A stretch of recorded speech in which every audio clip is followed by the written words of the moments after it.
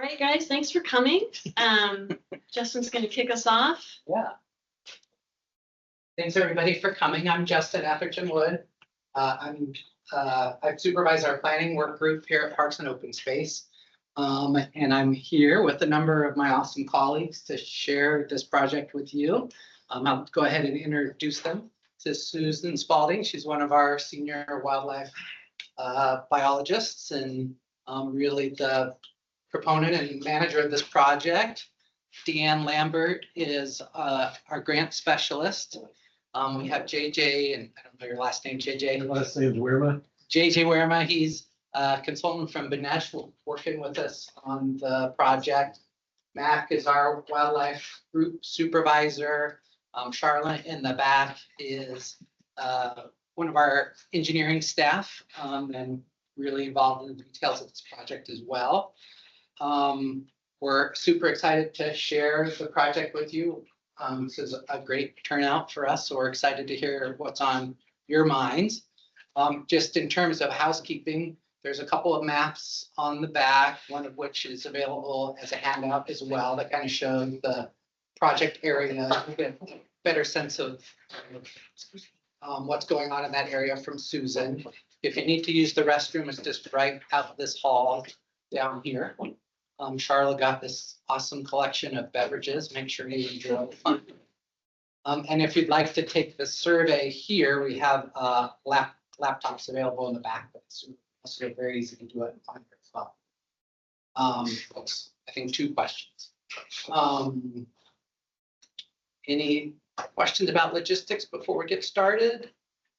We are going to record the meeting, so it's available for folks to see in the future. And we may have like a CBW specialist join us that way as well. Did I forget anything? I don't think so. I think that's it. So without further ado, I'm going to turn it over to Susan, unless you have any questions about what's happening in our building. Take it away, Susan. I'm going to be taking notes. You guys gonna turn off these lights, Charlotte? Up here? No? Unless I think it might, I don't know. It might make it easier to see, but I can do it if people want me to turn it off.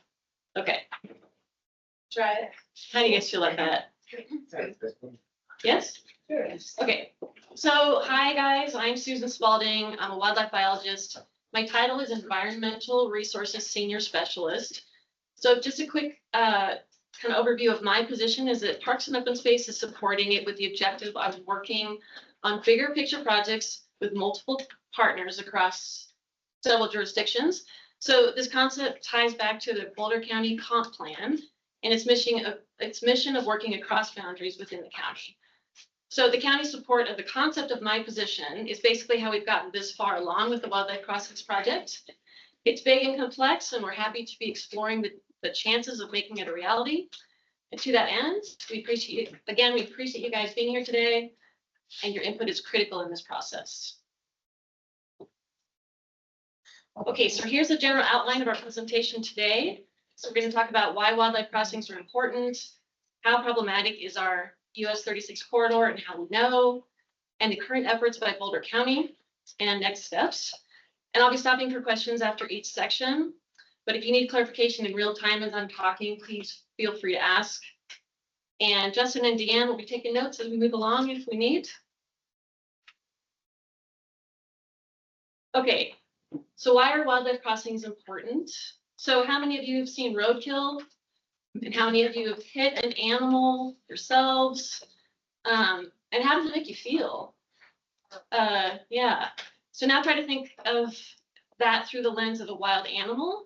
Put yourself in their shoes or hooves or paws. And do you even understand the concept of a road? The unpredictability of traffic, the blinding lights. It's really confusing, terrifying for the animals and for the humans.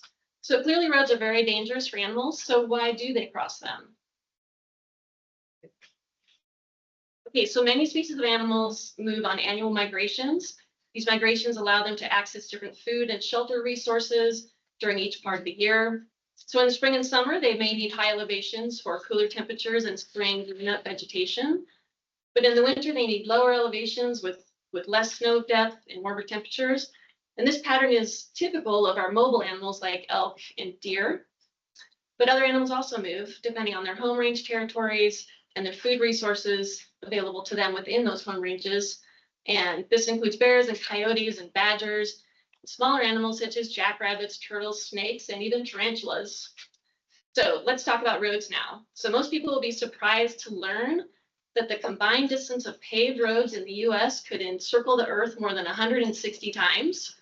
So we have 4.5 million miles of paved surface roads in the US alone. And while these roads and highways make up critical infrastructure, there are downsides. Okay, so roads fragment habitat by removing habitat directly, but they also create a barrier to animals needing access to their food and shelter. In the cases of when roads prevent movement altogether, such as big highways, or even small roads with high traffic volumes, animal populations become disconnected from each other. So this causes genetic isolation and can lead to extinction vortexes when they can't interbreed with each other. So this is all problematic for wildlife. So now let's look at the human costs, and that is, of course, wildlife vehicle collisions. Okay, so this is the human side of things. It's estimated that between 1 and 2 million wildlife vehicle collisions with large animals occur in the US each year. So this is as reported by State Farm due to insurance claims. So these collisions result in approximately 200 deaths per year and up to 30,000 human injuries per year. And this all costs us around $8 billion annually in healthcare costs, lost work days, and property damage. So think about when you get into any sort of accident, how long it takes to get your car fixed and how it's really disruptive to your life, right? So in this picture here, these pictures were caused by a driver hitting an elk on Highway 128 just a couple of months ago, the one on the left. And then the other one was sent just recently by a resident of Lyons who hit an elk along US 36 in 2022, and it totaled that Jeep. So another aspect to consider is how it feels when you're making the split-second decision of whether you swerve around an animal or not, sort of the cascading impacts of what that might cause to you as far as hitting another car or whatever. It's very nerve-wracking. So here in Colorado, again, according to State Farm, between July 2020 and June 2021, 1 out of every 179 Colorado drivers submitted insurance claims for damage caused by hitting an animal. So, and as I mentioned, these claims are mainly made if they hit a large animal because of damage to their car, and that's why they're trackable. But think about all of the animals we hit that are small, that are not trackable. Again, so imagine the toll we take on smaller animals as well. Okay, so that was a lot. So on that note, do you have any questions or comments about wildlife crossings in general? Question. Yeah. Are the wildlife crossings for all the animals, like the bunnies and the little, all of those squirrels and everything? Yeah. Yeah, definitely. They can. Yes, there have been a lot of studies across the country about what animals will use wildlife crossings, underpasses or overpasses, and they are finding that smaller animals will use those, including like garter snakes and, again, badgers and squirrels. They will use them. Yeah.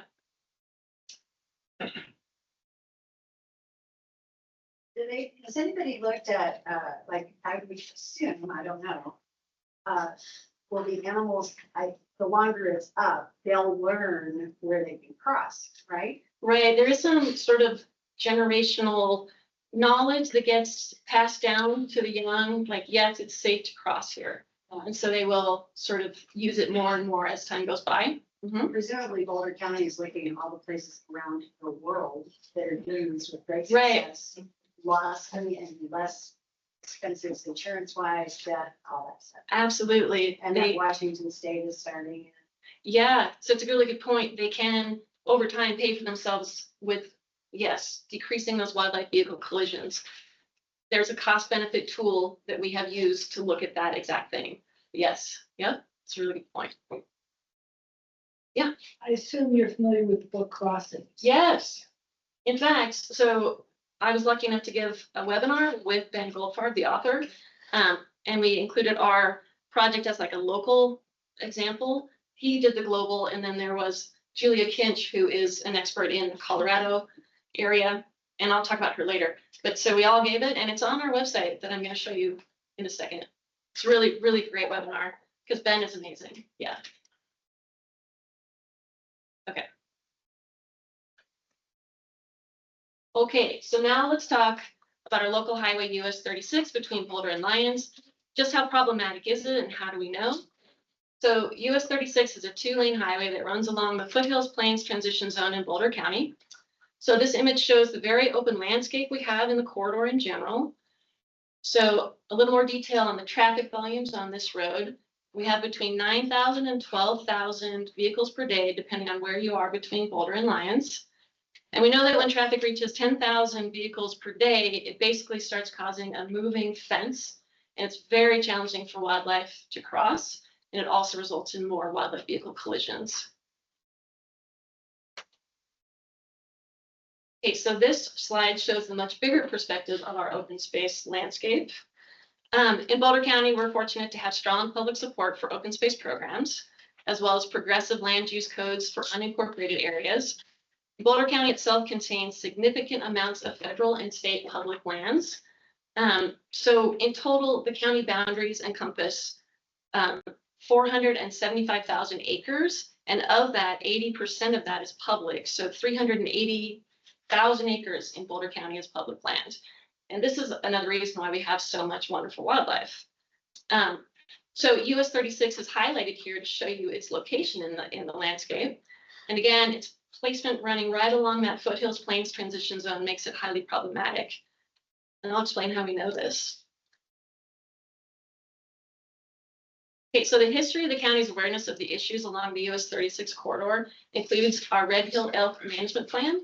We developed this plan in close collaboration with Colorado Parks and Wildlife in order to address a few issues. So this included attempting to address some of the landowner conflicts occurring in the general area by moving elk around the landscape with hunting pressure. And just a note, Red Hill is the name of our elk herd that we're talking about today. Okay, and another main issue that we cover in this plan is the need to get elk safely across US 36 due to our knowledge of high levels of wildlife vehicle collisions. So in this plan, we outline details about wildlife crossings and some very general cost estimates. And of course, this plan went through a lot of public outreach. So what the plan states is one of the main objectives is to facilitate highway safety along US 36 by reducing elk wildlife vehicle collisions and establishing partnerships with local, state, and federal agencies. Okay, so more about the Red Hill Plan. So as part of this process, we worked with CPW to collar several female elk, and that collar data within half a mile of the US 36 corridor and areas east are shown here. So the data shows the pattern of elk use very clearly. So the map on the left shows a heat map of use areas, and that's intensity. The darker purple is intensity. And the one on the right shows the movement patterns based on the collared point data. And so for clarification, each collared elk typically travels around with a lot of her friends. So we're confident that this data is representing the movement of many elk. And that's backed up by repeated ground counts we conduct with CPW and county staff. So I also want to point out here that our elk travel as far east as the diagonal highway. So Colorado 119, which is here. And we've seen an uptick of wildlife vehicle collisions on 119, and I'll talk about that more later too. Okay, so a quick mention here of our very own Boulder County Transportation Master Plan, and this was a big update that we all did in 2020. So one metric of analysis used was animal hits on all roads in the county. So again, you see US 36 as being the most problematic. In fact, between 2009 and 2018, and this is CDOT data, 40% of the total animal hit collisions recorded occurred in this stretch. So that gives comparative context in all of Boulder County. And a little more information on this plan is that it assessed many metrics, many metrics of safety in Boulder County, including pedestrian and cyclist safety. So to that end, the county is now working towards its Vision Zero plan, which has a goal of 0 human fatalities on the roads by 2035. And I mention this in the context of wildlife crossings because decreasing wildlife collisions goes right along with these Vision Zero objectives. And I'll talk later about this potential bikeway along US 36 that's being proposed to increase cyclist safety and how that fits into the larger picture of wildlife crossings. Okay, so backing up to a state level perspective of US 36, I want to mention that our governor is very focused on wildlife connectivity, and as such issued an executive order back in 2019 called Conserving Colorado's Big Game Winter Range and Migration Corridors. And this declared the state's commitment to prioritize wildlife habitat connectivity. So Governor Polis also dedicated state funds to use as federal grant matches to assist state and local governments. And also out of this elevated interest, the governor established the Colorado Wildlife Transportation Alliance. So this alliance never really existed before, and it was created to facilitate a formalized communication structure between CDOT and CPW related to road projects and the opportunities for wildlife crossings. So this is a screenshot of their webpage, which shows our US 36 segment as a high priority. And also, by the way, CPW now has a new statewide connectivity specialist, so an actual person, which is also great news. And another one who's right there. This is Lacey from CPW. Yeah. Okay, so another part of the governor's emphasis on wildlife connectivity is this study that was completed in April 2022. So this was a joint effort by CPW and CDOT, and the report analyzed highways in regions 1, 2, and 4, so basically the eastern part of Colorado. So this report used several data inputs to rank which stretches of highway are the most problematic for human and wildlife safety. The study's rankings are based on consistent modeling inputs, including vehicle collisions as a percentage of the focused species populations, and they focused on elk, deer, pronghorn, lynx, and bighorn, migration routes, winter concentration areas, traffic volumes, and speed, both current and predicted, and of course, collision rates overall. So then the prioritized areas that came out with those scoring metrics were defined as ranking in the top 5%. And I want to mention how important the release of this report was for us, because it also provides comprehensive planning tools for land managers like us, like the cost benefit analysis tool that we just mentioned earlier. Okay, so quick reference, these are the CDOT regions. Again, the study analyzed regions 1, 2, and 4. And just to mention here, the West Slope and Plains study was completed in 2019, so regions 3 and 5. And this makes Colorado one of the only states to have a statewide comprehensive analysis of its highways for wildlife issues. So this provides decision makers with a larger perspective on priority conflict areas. Okay, and by the way, for context, our CDOT region 4 is responsible for 6,500 highway lane miles just in region 4. That's a lot. Okay, so how did we rank? So our stretch between Nelson Road and Hygiene Road is ranked in the top 5%, and in fact scored highest in all of region 4 for needing mitigations. So all things considered, it's the most problematic stretch of highway in all of region 4 for wildlife mortalities. All right, so what does that mean exactly? The data from CDOT and Colorado State Patrol documents that over the last 10 years, there have been 282 reported wildlife vehicle collisions in this corridor, and of those, 120 were deer, 130 were elk, and the rest were bears, lions, and smaller animals. And again, the unfortunate caveat here that we've discussed already is that wildlife collisions are up to 60% unreported if they don't cause damage. So we know these mortality numbers are much higher. And from the human side of things, luckily, most of these reported crashes resulted in vehicle damage only, and there were no fatalities, but there were 22 injuries.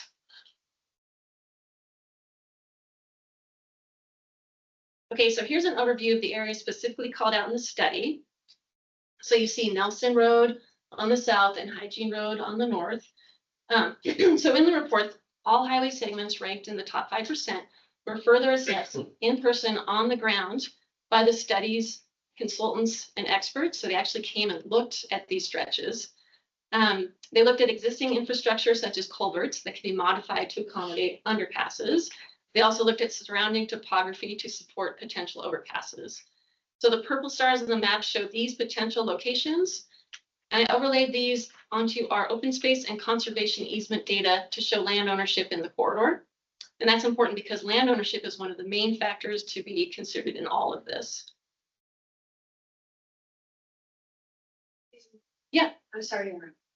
That, with reference to this graphic you just put up, Yes. so, next steps and if we can get this done in wildlife custody, but is there a way, I mean, I'm on this road all the time.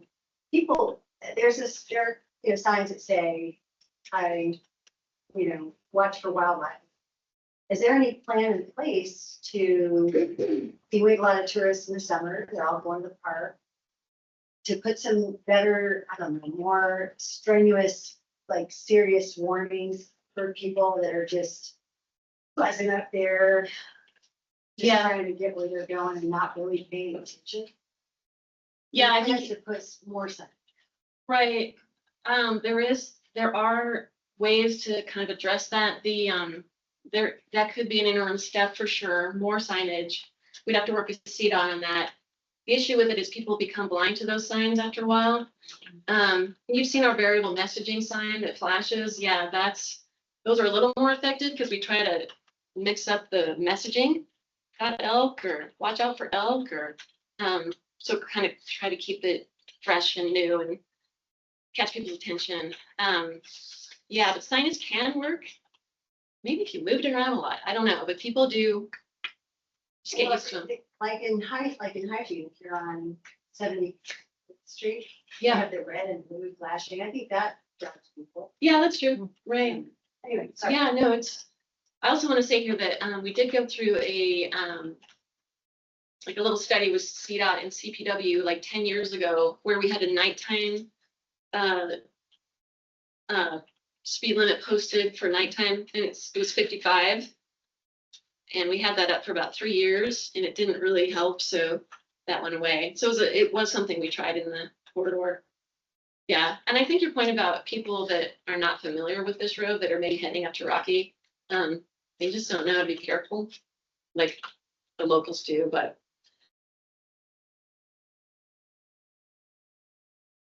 Okay, so these are examples of those purple stars locations. So again, like these box culverts that are concrete, they could be starting points for modifications for an underpass.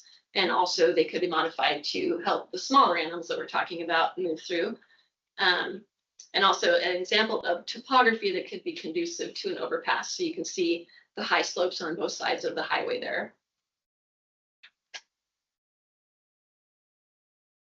Okay, so that's what we know about US 36 and how. So that's a lot, I think. So if you have any questions. Yeah. So how many crossings are you thinking of putting in that section? Is there a number that you? Yeah, so you that's have coming up and- in the next section.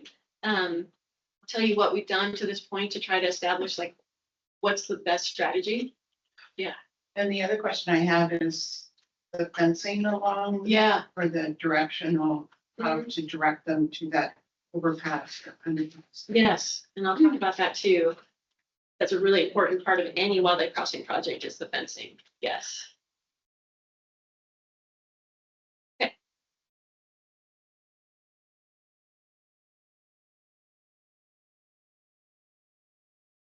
Okay, so given everything we know at the state and local levels, what are the next steps that we're taking? So current efforts by Boulder County.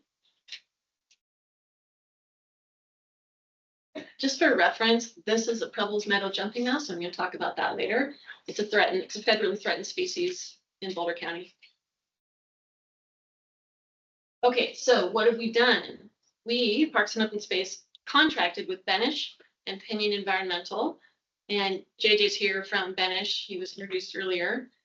These guys have great experience in the realm of wildlife crossings to conduct an assessment and develop a conceptual plan for the corridor. So both of these firms are well versed in using the tools provided in that Eastern Slope and Plain study that I mentioned earlier. You can see on this slide the list of what we asked the consultants to do and to consider for the assessment. So you'll notice that we asked them to include the potential bikeway along US 36 in their assessment. And I'll talk again more about that later. Also note that we asked them to include areas east of 36 to make sure to incorporate the bigger picture of animal movements. And I'll discuss that in the next slide. So currently we're still underway working with the consultants and are close to finishing this draft report. And once this report is final, in the next couple of weeks, we're going to post it to our webpage and alert all of you on our mailing list. And as Justin mentioned earlier, JJ's here for any questions. Okay, so the next slide is, I showed this map earlier on, but this is the area east of 36 that we're looking at as far as animal movements through the bigger picture landscape. So in general, when our elk are moving east across the landscape, they cross US 36 and then head through open space over Table Mountain. Okay, hold on. They go through open space, they cross Nelson Road, and they move up onto Table Mountain, which is the Department of Energy's federal land. Then they tend to move off of Table Mountain, and then they find the Left-Hand Creek corridor, and they move all the way out to CO 119, so the diagonal highway. And again, like I said, in the past few years, we've had an uptick of vehicle crashes with wildlife on 119. So when they travel back west, they generally use the same movement corridor. So in any case, we understand their movement patterns, and we are considering mitigation measures for Highway 119 and for Nelson Road to make these roads more safe as well. So, all right, so back to the US 36 corridor itself in our conceptual planning. So these are two spots we analyzed. These are all the spots we analyzed for potential crossings. So these include all those purple stars I showed you before that were called out in that statewide study, and then many more that we assessed. So they're either drainage ways, existing culverts, or again, conducive topographical areas. Okay, so here's an example of a location we visited, and you can see that US 36 is at the top there, and that's a very steep slope that runs up to 36. This is a drainage way culvert that could be modified to allow wildlife passage. Okay, and here's another location. So these on-the-ground assessments were done in conjunction with CDOT, CPW, and county staff from Open Space, Transportation, and Public Works. And we greatly appreciate our external partner support with this project. I just want to mention that. And just a quick note here, I've mentioned the Diagonal Highway 119, which if you haven't heard, is starting a bikeway construction currently. And then there's the potential for the bikeway along US 36, and of course our Wildlife Crossings project. And all these projects are intertwined in the big picture. So our county departments have been working very closely with each other on all of these. And in fact, we've established a county level team we're calling the Regional Trail Advisory Board to formalize communications between departments. And with my position being this bigger picture person in the landscape, I get to be on that board, which is super helpful. So again, it's all big picture, it's evolving and has a lot of moving parts. Okay, so back to our on-the-ground screening process for the US 36 corridor. So once we visited all the locations, we analyzed each spot using ranking criteria. And I know you can't read this, but it's just an example of how we use the ranking matrix. So these criteria included aspects such as wildlife vehicle collision rates and site feasibility, which included land ownership or the presence of unavoidable infrastructure like ditches, historic ditches, and such. Do you have a question? Yeah, sorry to interrupt. Do the colors indicate any sort of preference for individual sites? Yes. And so let me show you the next slide. Okay, so after all of the matrix work, we then narrowed down our scope to the most feasible locations and then ranked these locations using weighted scoring. So we screened down to 3 locations. So the numbers here refer to the mileposts on US 36. So you can see that we ranked milepost 24.6 as the highest and most likely potential. Okay, so I'm glad to answer questions about any of these locations, but let's focus on 24.6 first. And so where is that? Okay, so this is where it's located. Again, this is that heat map I showed you earlier. Again, you see Nelson Road on the south and St. Vrain Road on the north. And I want to say here too that those stats I provided earlier about how many wildlife vehicle collisions have occurred along the whole corridor in the past 10 years. Well, this is the hot spot, and 50% of them occur in this area. So that means that of those 282 reported crashes in this stretch over the past 10 years, 50% of those occurred here. Okay, so this would be an overpass, and what would it look like in this spot? Okay, so here it is, conceptual rendering of this overpass, thanks to our consultants and their skills. So this is looking north along US 36, and you can just see St. Vrain Road in the distance. So this is south of St. Vrain Road. And please, again, notice the fencing that we talked about a second ago along the corridor, which is an important part of any wildlife crossing project. And also you can see the incorporation of the bikeway here that might happen in the future. So that is something that we made sure to incorporate in the costs and also just the whole concept. I'm just gonna let you guys look at that for a second. I Question. think it's really cool. So this is also assuming a 4-lane road. No, that's the shoulder and 2 lanes. There's, Oh, okay. you'd have to incorporate the shoulder. Yeah, that's the way the road looks right now. Those extra lanes are actually the turn lanes coming into and out of St. Vrain. That's, yeah. I'm curious, in this picture, it shows all sorts of trees growing on top. How do you make sure the roots don't go down and break the? That's a great or question. whatever, and I've seen that in other places that have crossings, so Yeah, there must be a way to do that, but I'm really curious. I'm not a bridge engineer, but there are special root barriers that they use and there's 4 feet of dirt between the deck and the top.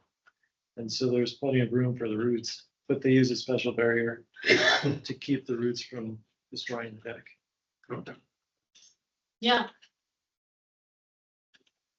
Okay, so I want to talk about this bikeway for a second. So let's take a little bikeway break for just one slide.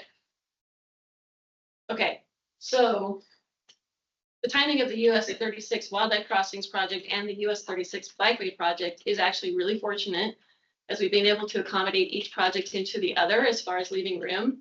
And any presentations that our county transportation staff has made about the bikeway, I have been at, and vice versa. Our main contact couldn't come tonight, but I will give this update. So this bikeway feasibility study has been finalized and was posted on their website just yesterday. So if you're interested, you can go check that out. And the website is here on this slide. And of course, their report incorporates the wildlife crossings as well. So again, these 2 planning efforts have occurred in parallel, and we've been working very closely together. Yeah. Is this part of the Denver to Rocky Mountain National Park? Yeah. Yes, it is. Basically, it is. I think also they're saying that the Colorado 119 is also part of that, the bikeway that's being built there too. So, yeah. What are the advantages, disadvantages of the 3 options for the bike lane? I mean, from my perspective, I would pick number 3 because it would act as a rain garden of sorts and clarify whatever water washes off the roadway. Oh, so those are schematics of what could occur depending on the slope of what's on the side of the road. So those are depending on where you are along the corridor. It's not, they're not. So they might switch them. What's that? They might switch them between any one of the 3. Yeah, those are just what the bikeway would need to do to exist adjacent to Highway 36. Yeah. I kind of wanted to show that because it is pretty big infrastructure that's being proposed to be built. So retaining walls and cut and fill slopes and separation from the highway itself. Okay. Okay, so back to our overpass. So this is looking west from a bird's eye view. And this picture is of us. So Charla and me and our director, Therese, with the commissioners are standing there where this crossing would possibly be built. So the commissioners approve of wildlife crossings in general, and they've been supportive since the beginning of our process. Okay, so we also asked our consultants to provide cost estimates for underpasses. We want to have this information available in case we decide to pursue this concept in the future. But again, this is what an underpass could potentially look like along the corridor. Any questions on that? Yeah. Is there any data that says that the underpasses versus the overpasses are more efficient or deter animals or encourage them or what? Yeah, it's a good question. So the overpasses typically get used by the most species of animals, like elk. Elk are pretty cagey about going in through an underpass. They will do it if it's tall enough and wide enough. So some of the issues with US 36 and where we could maybe put these is we might not be able to get the height that is needed for elk. So we're doing that assessment a little more early, but that's a great question. But then as far as everybody else, they'll use both. Mainly the biggest animals that are a little bit cagey about underpasses. Yeah. Yeah. I'm curious, all the pictures show fences to deter the wildlife from just crossing the road anyway. Yes. Are you proposing to put fencing the entire length from Nelson up to the northern end? I forget exactly which road it was. Yeah, it'd be US. We've got a concept for that, and I've got a slide on that I can show later. Oh, But it is, our idea is to go from 66 from St. Vrain down to Left Hand Creek. Because we think if we can, and then we'd have crossings intermittently for them to use. But the idea behind that is that if any animals that get, funneled up to St. Vrain Creek, they can go under the road along the creek, and the same with Left Hand. So it's kind of two stops on either end that they can use safely to cross. and the fencing would be the 8 foot high that I'm told is what you have to keep elk from going over it. Yep. Or through it. Or through it. And you guys have probably seen that along highways like I-70. That's a standard fence that we would use. Yeah. Right, and I don't recall where, I think it's being used in Oregon for a different purpose to kind of herd cows, but invisible fencing, is that something that could be ultimately deployed with AI and various other technologies? So we have looked at some evolving technologies on that kind of a thing. CDOT is sort of exploring some of the potentials. There are things they can use like radar or heat, that they can then do like flashing lights on the highway to let people know that animals know they really are crossing right now because we just detected them. Those kind of systems are evolving like quickly. And we are definitely looking at that kind of a thing for possibly the Nelson Road crossing that I mentioned earlier. We don't foresee building any sort of big structure across Nelson Road, but something like that is what we're trying to figure out if we could possibly use. Yeah. With the invisible fencing, if you're thinking the animal has a tag and it's being. No, it's a different system. I don't recall all the details. They're using it in Oregon to deter wolves and protect cattle. So it's evolving. It's nothing really which is 100%, but it's starting to come together. Yeah. Anybody else? Okay. Okay, just a quick mention here. I've mentioned this a little bit before, but we also are looking at retrofitting existing culverts in the corridor for smaller animals. So again, we tend to focus on larger animals because they, more directly result in human impacts. But our project, we're trying to incorporate all wildlife.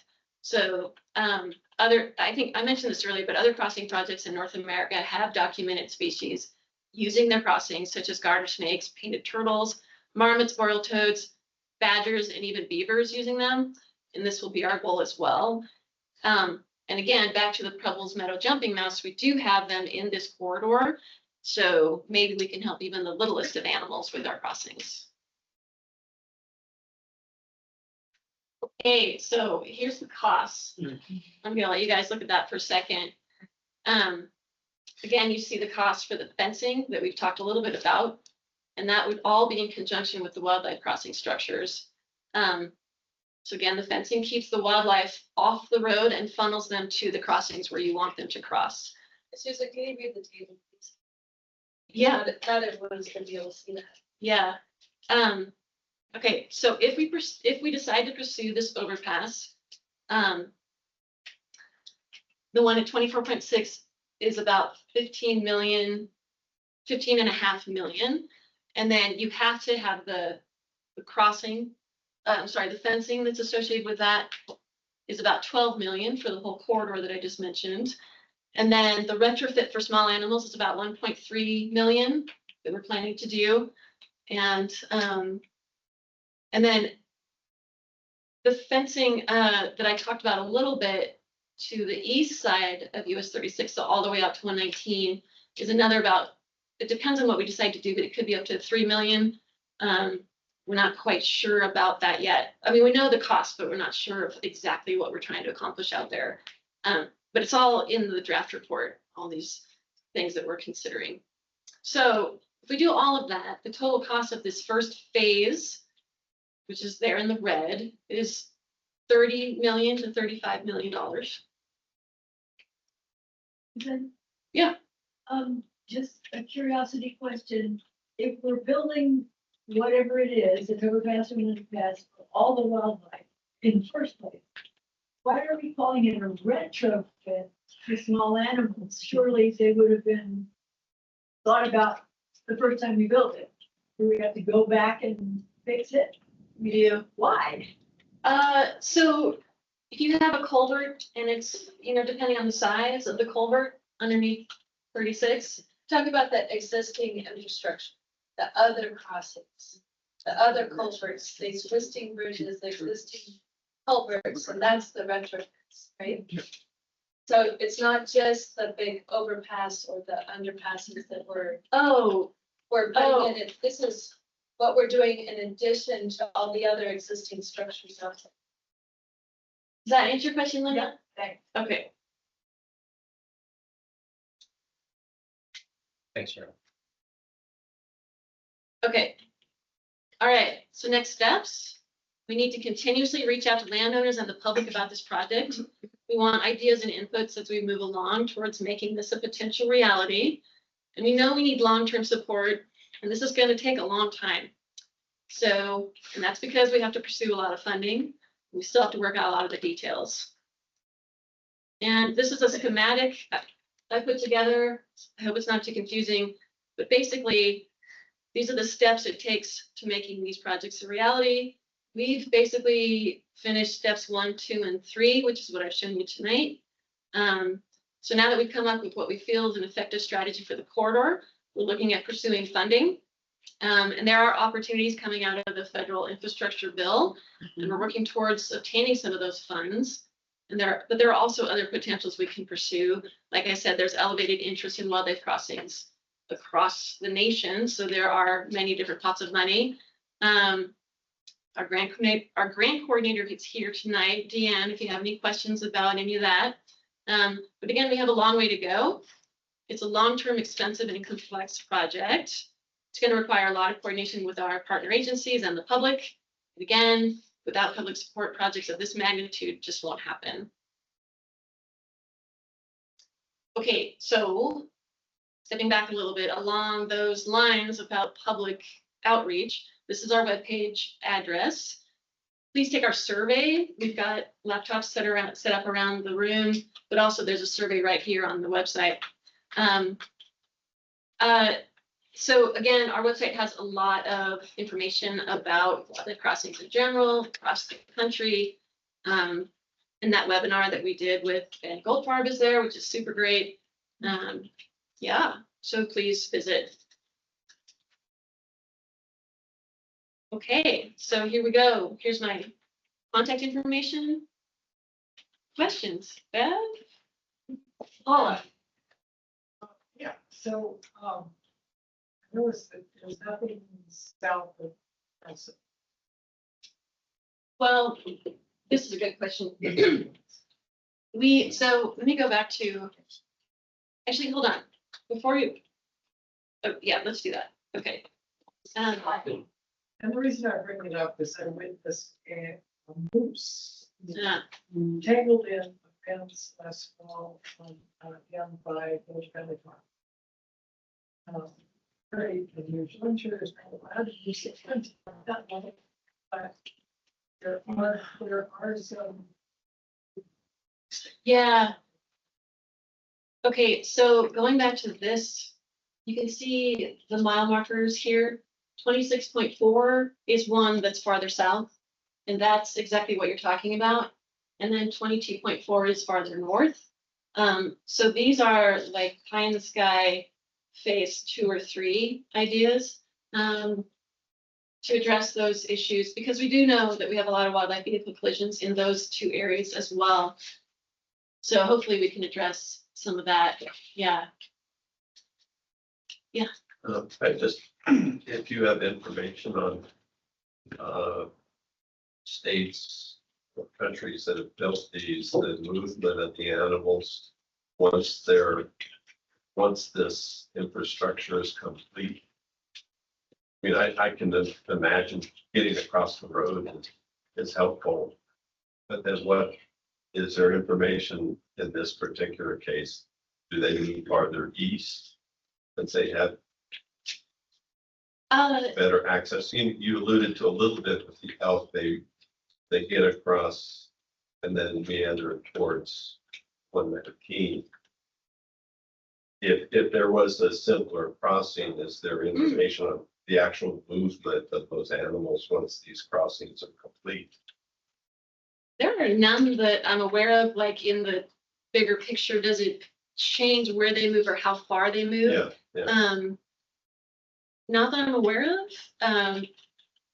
We don't expect it to increase the amount of time they spend on the east or the west. It's just going to keep them moving easier both directions. Sure.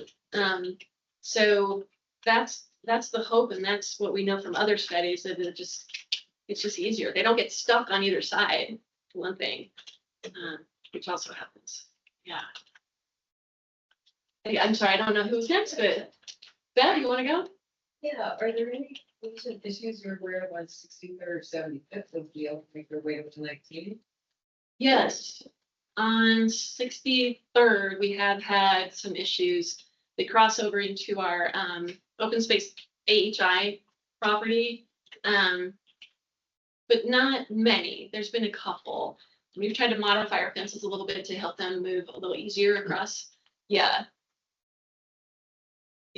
What does your outreach to landowners look like? Well, we sent out. Being an aggrieved landowner in Yeah. this corridor, I want to know. So we sent out landowner letters. Yes. Tell us. Did you get them? Yes. Yes. How many people got them? I'm curious because, okay, good. You should have gotten one because we know where you live. We know that.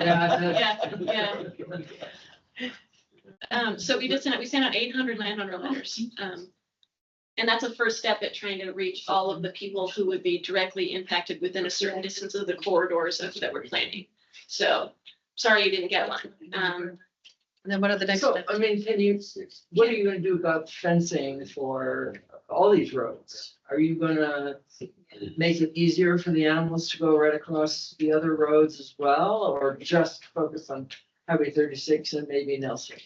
So our report, okay, we did look at east of 36. We have concepts for fencing all through that area, including the entire east side of Table Mountain. So this is all pie in the sky, but it is something we're looking at, and we costed it out, and it's in the report as phased approaches to the whole picture. So yes, we did do all that. Again, that report's going to be available in a couple weeks, and we'll send out an alert to everyone on the email list when it's available. You can look at all the fine detail, and then we're glad to come out and do visits with you in person. And Joe Padilla is also available for those. He was going to be here tonight, but he was on the call with a bear. So, yeah. Go ahead. Assuming you get all the funding you need, how long is construction period? It's going to be design is not the location of construction, what I did for only one of the processes. So if in the future we have money for the overpass, say an overpass, how long does it take to construct it? JJ, do you know the answer to that? The design takes probably about a year, and then the construction would be season. So, yeah, like by season, I mean construction season, so spring, summer, fall. So Most of the year. 12 months. Yeah, and that's probably just the red things that she had on the screen with the one crossing and things. Just asking, I mean, I think we're losing per day $1 million just to collision parts. It's to go over 300 million on a daily basis. The question is, how long do we have really time to mess around with this? Before we wipe out the rest of the time the world in this country. I hear you. Yeah, no, it's It's a serious question. It's just. yeah, Diversity of it's, sitting here and talking about a 4-year project. Doesn't have much funding for some bigger. I think, well, I know that roads, we kill more animals with roads than anything else we do as humans. So that is another terrifying statistic. So, yeah, I agree. And I think that when we were first building our interstate system, if we had just given a little bit of thought to some simplified crossings while we built the interstate system, we wouldn't be in this conundrum we're in now. Unfortunately, now we're trying to go back and fix what we know is an issue. And it's so many issues in the state and the country that need attention. We're just one. It's endless problems, yeah. I would think that speed cameras to catch people who need to go any on the road, have 45, 55 speed, and then we have people going 80. Yeah. All these signs, wildlife crossing. Yeah. Might be able to stop at 45 or 55, but at 80, it's certainly not going to. Yeah. So, I mean, this will certainly get the attention of a lot of people when there's a $100 fine every time you click a camera. Slow things down and buy us some time to reduce this. That's true. Go ahead. So if you had to rank your challenges from your perspective, is it funding, is it land use and permissions? What do you see as the single biggest challenge? Funding. Okay. I mean, that's my knowledge now. We're still working through this process. It could be landowners, it could be political support or not support, but basically I think it's coming down to funding. And there's limited pockets of federal money, and there's a lot of competition for that money. And there's a lot of really important projects across the state. So it's funding. Yeah. Okay. So along those lines, I know you hit 5 stars and you ranked the priority of which mile marker is, as you move forward into the funding stages, is the idea you're going to just do one crossing, see how that goes, and then maybe years later do more? Yeah, we want to try to go for that first really hot spot with an overpass, and then those 2 other crossings that would also be overpasses in future phases. We want to be realistic about what we can accomplish as far as the funding that's available. So that would be our first. And then again, the retrofitting of those culverts, again, the existing culverts to allow smaller animals to pass, including deer. So not, some bigger animals too. Yeah. But that would also help. That would help a lot. Yeah. So. Oh, I'm aware of 2 overpasses. Yeah, there's a lot. Yeah.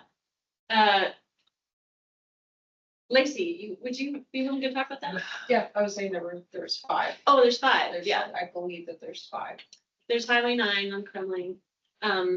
There's one that's very cool, that's shovel ready, like ready to be built, and that is outside Empire with the Bighorn Sheep Cross. When you're going up to Winter Park, that one's going to happen probably very soon. What? Yeah. What's that? Yeah, I-25. There's one that's they got funded out of this federal infrastructure bill, $22 million to build. It's the biggest overpass spanning 6 lanes of traffic on I-25. Yeah, so that was happening right now. Yeah. Where's that? Yes. And you can't name it a State Farm overpass? I know. I agree. Like, what if drivers paid an extra $1 per year or something? Could that be combined into some sort of fund? I agree. That'd be really great. I want to talk to you guys. Yes. Next. I was just wondering if you could go back to the slide that shows 22. Okay. Yeah, you guys are up north.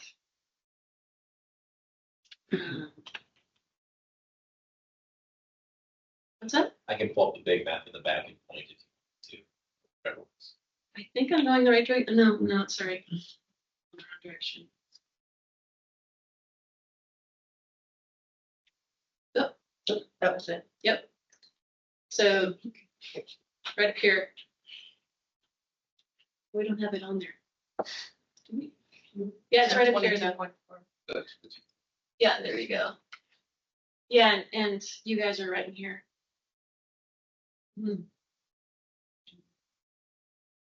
So again, that's a future phased idea. We would certainly want to work with you guys regardless as we move forward on any of this. That fencing, it's going to be in the right of way, but it is going to cross close to your property. Yeah, from 23.4.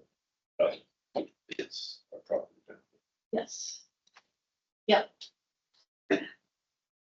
The animals, I don't know much about animal migration, but so if you're an animal that you're at elk and you're a mile away from the overpass, do you know where the overpass is? Yeah. Yeah, they learn where it is, and also again that fencing funnels them. And we do know that different animals will move different distances to find an overpass. So we've kept that in mind with the spacing and where the crossings would be. So we've taken that into account, but it's a good question. Sorry. Go ahead. Well, this may be stating the obvious for you, because I'm sure you're deeply immersed in all this information, but for me, I went and found this National Geographic article, how wildlife fishes and all said people suffer. And it doesn't just address the safety parts, like the numbers and all that. And so if you really want to prize yourself, you just regular. Yeah. This was really doing one of this. You know, we'd love to put that on our webpage for people as a link. Super good. Yeah. Crossings will be out in September. Published. Easier by. Which one? The budget. Oh, it's already out, Linda. Oh, it's already out? Yeah. Crossings, I get it. Yeah, it was depressing. Yeah. So I just had a question about the fencing. If I understand things, your current thought is to build the one crossing first and go ahead and do the fencing on that whole distance as part of the original project? Yeah. I guess my question is, how do you figure out how many crossings you need? I mean, if you have a really one crossing and a long distance of fence, how much less effective is that for the animals than having more crossings? Because, you know, if you build 3 crossings, it costs roughly 3 times as much as one. How much benefit do you get? That's why we're focusing on the biggest bang for our buck with this first overpass and then retrofitting the existing culverts. Yeah.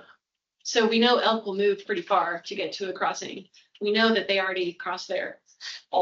Mostly that's where they cross. And so that's why we're focusing on that area. But then the animals like deer who may not move as far, we're going to have keep saying retrofit, but we're going to change our culverts that exist on the landscape to be able to facilitate deer crossing. So the spacing is something we've taken into account based on all that. Also, Left Hand Creek and St. Croix Creek are natural underpasses. Yeah. Yes, something, Sharon?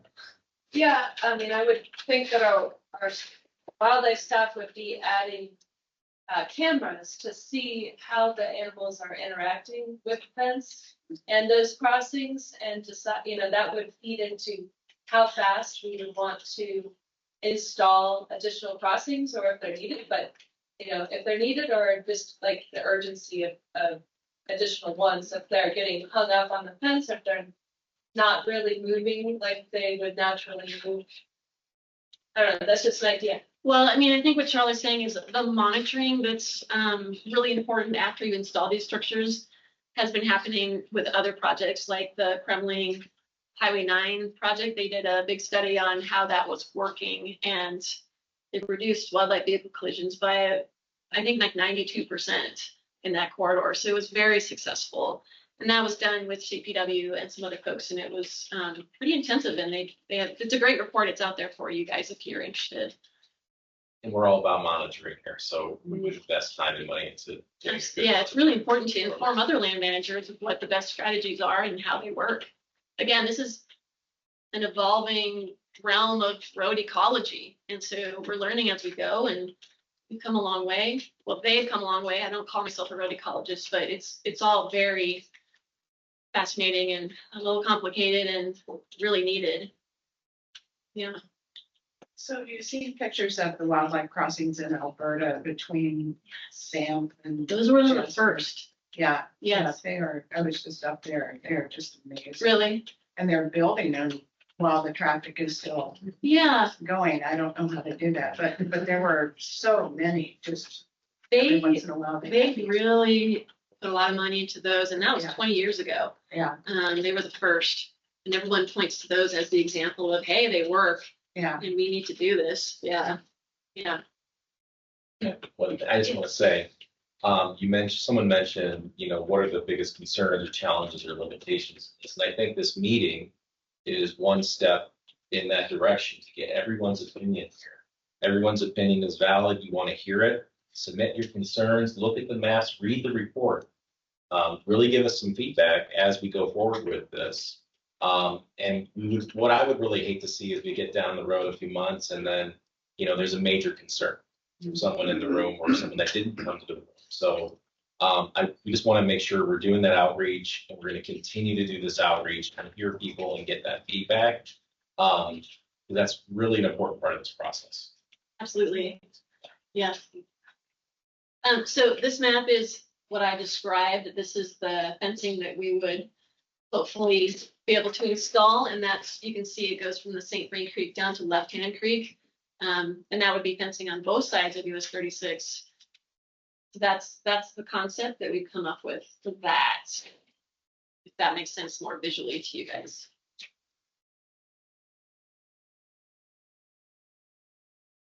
Yeah, you have a counter in county, reading and everything. Because you got 93 and you got. I know, actually 93 is a real, okay, I do know something about that. 93 has 23,000 cars. We have 12,000, up to 12,000. Rocky Flats is actually looking to do, we talked about that design phase, the actual let's get down to the nitty gritty of what it would cost and what it would look like. They're submitting a grant proposal to look at Rocky Flats, including 93 and Highway 128. So they are working on it. And that's in Jefferson County. I don't know of an open space counterpart that might be similar to me, but I would love to know because I live in Golden. So yeah. Okay. Yeah. When it comes to funding, does all the money have to come together at once in one fiscal year, or do you get to save money from 1 year to future years? Because you said it's going to take years to pull it together. Does anyone have $40 million in their pocket right now? Yeah, no, I think. Does private money ever come into it? Well, that's a great question. I sort of had a very short conversation with the wildlife program lead at CDOT and proposed, what if we come up with funds from the good people of Boulder County, for one thing. And they thought that was an interesting idea. It would have to get facilitated through CDOT because they own the roads. But I mean, yeah, I think we should maybe pursue that idea. Yes, and then as far as the grants, and Dan can correct me here, if we have multiple grants that we are successful and we can put them in a pot, depends on when those grant funds have to be spent.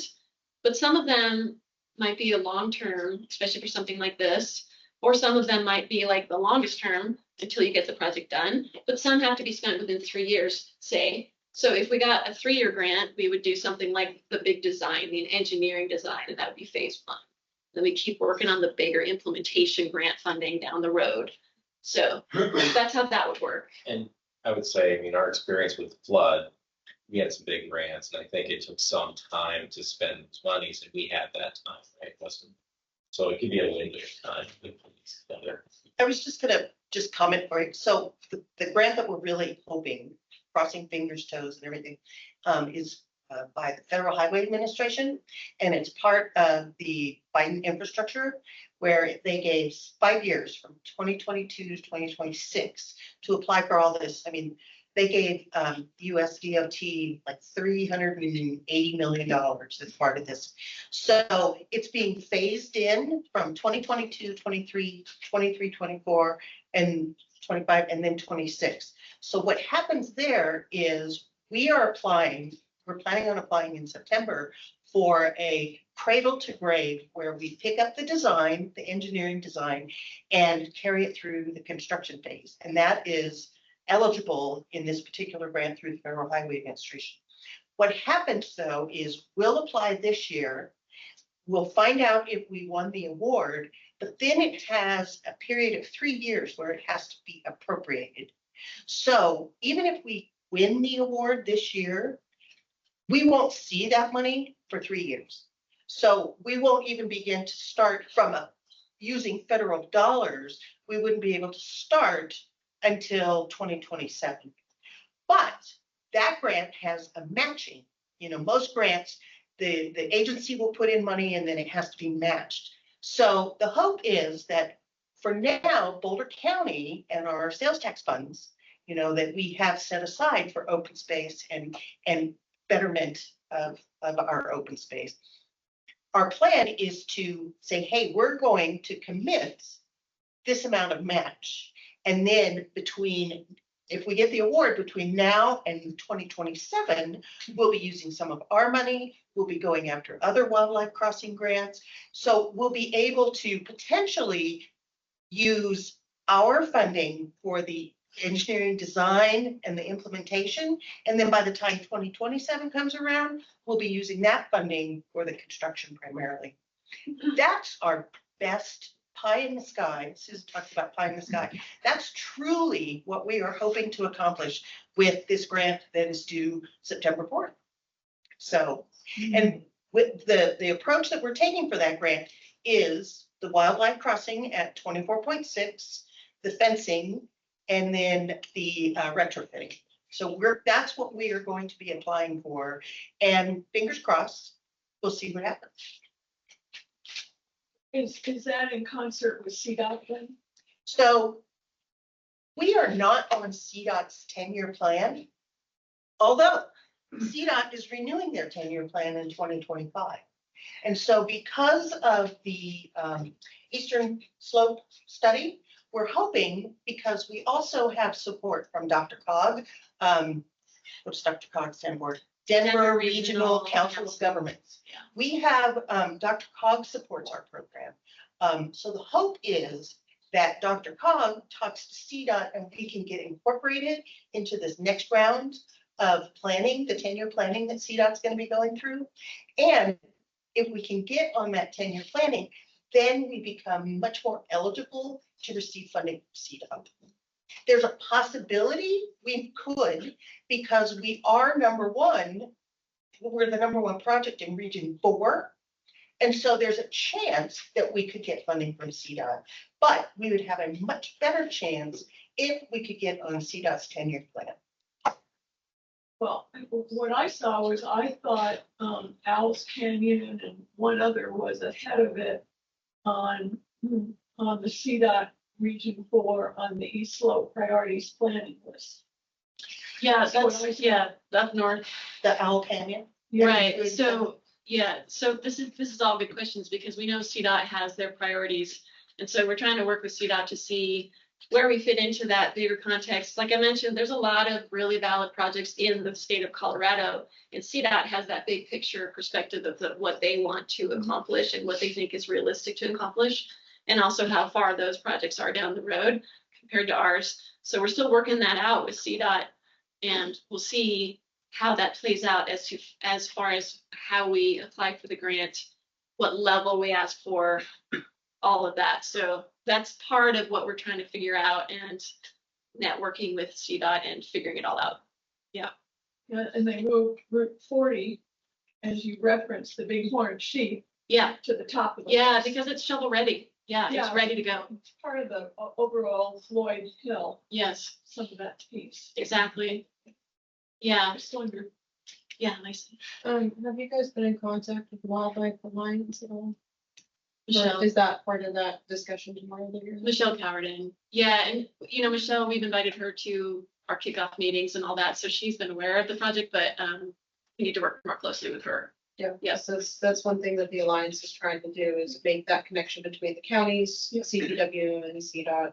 Yes. That's our whole goal with the Alliance is trying to do that stuff. Yeah. Yeah, and I go to those meetings, so I'm happy to mention it for sure. Oh, yeah. Which is why I wanted to listen to this. Okay, great. That's great. Anybody else? Okay. Well, again, please take our survey. Please email us. Please tell us how you feel. And the report.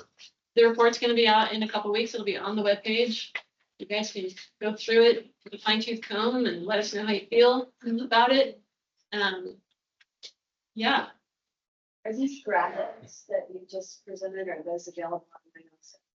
Yeah, so I think what we're going to do is we'll just post this whole presentation on our webpage, and then we'll have the audio version glued onto it. Basically all the conversations we've had here tonight. Yeah.